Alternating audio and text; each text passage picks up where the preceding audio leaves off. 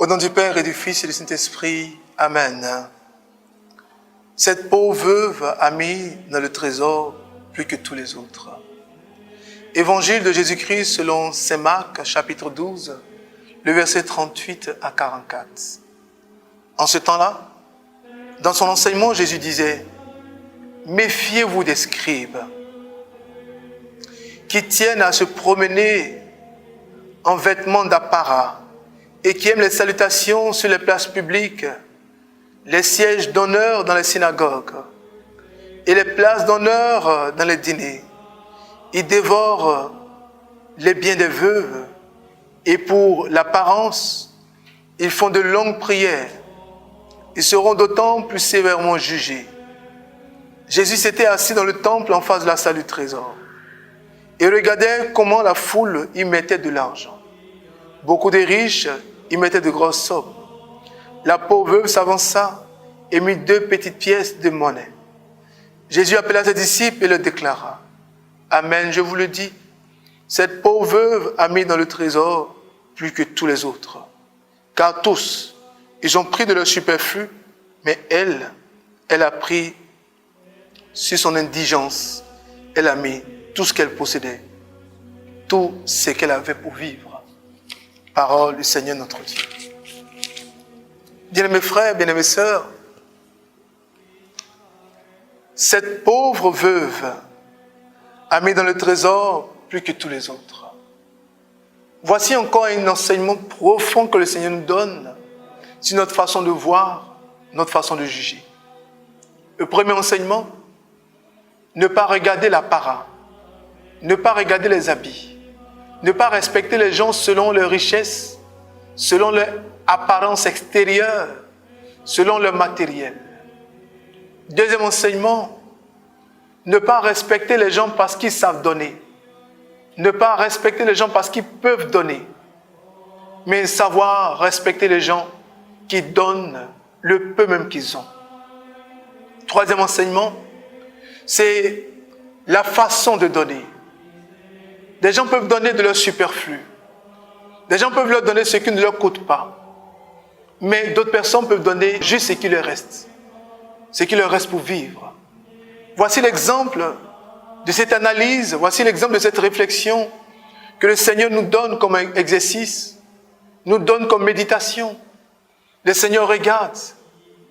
Un autre enseignement, c'est que le Seigneur aime ceux qui donnent avec joie. Le quatrième enseignement. Le cinquième enseignement, c'est que le Seigneur encourage aussi la façon de donner. Il faut savoir donner. Il faut permettre que l'œuvre de Dieu avance. Il faut permettre que l'œuvre de Dieu croisse. Il faut permettre que nos paroisses, nos groupes, nos associations aillent de gloire en gloire. Que la beauté de nos organisations, la beauté de nos prières, la beauté de nos messes, la beauté de nos églises permettent encore à plus d'un de savoir donner et de donner avec excellence. Un autre enseignement que le Seigneur met au fond de notre cœur, c'est de ne pas juger les gens qui donnent peu. Le Seigneur nous invite à éviter l'avarice qui est un péché capital. Le Seigneur nous invite à vivre dans l'espérance, savoir donner et donner librement. Cette veuve, elle est pauvre, elle est fatiguée, mais elle a donné tout ce qui lui restait à vivre. Les autres ont dansé, ils ont chanté, ils ont fait des chèques, mais ce qu'ils ont donné n'a pas dérangé leur intérieur dans le sens que c'est pratiquement rien qu'ils ont donné. Des gens peuvent nous donner des milliards et puis ne pas être approuvés par Dieu. Prions le Seigneur que dans nos dons, dans notre manière de nous offrir à lui, que notre offrande ressemble à l'offrande d'Abel et non l'offrande de Caïn. Ne donnons pas à Dieu ce qui ne nous coûte pas. Ne donnons pas à Dieu ce qui est pourri, ce qui n'est pas sage. Faisons comme Abel, les meilleurs fruits, les beaux fruits, dans un bon panier. Apprenons à donner à Dieu. Le Seigneur peut accepter notre offrande et rejeter notre vie. Demandons au Seigneur, comme Abel le juste, d'accepter non seulement nos offrandes, mais aussi d'accepter nos vies. Que nos vies soient aussi offrandes, que nos vies soient lumière, que nos vies Sois comme un enfant qui monte devant le trône de Dieu. Que nos vies nous permettent sans cesse de nous rapprocher de Dieu. Les temps sont méchants, les temps sont mauvais. Rachetons le temps. Quand Dieu nous fait grâce, quand Dieu nous garde, quand Dieu nous renouvelle en nous son souffle de vie, et quand Dieu nous bénit, apprenons à savoir lui donner. Donner sans peur, donner sans crainte, donner sans angoisse, donner sans réfléchir, donner même sans compter. Car Dieu voit qui donne, Dieu sait qui donne.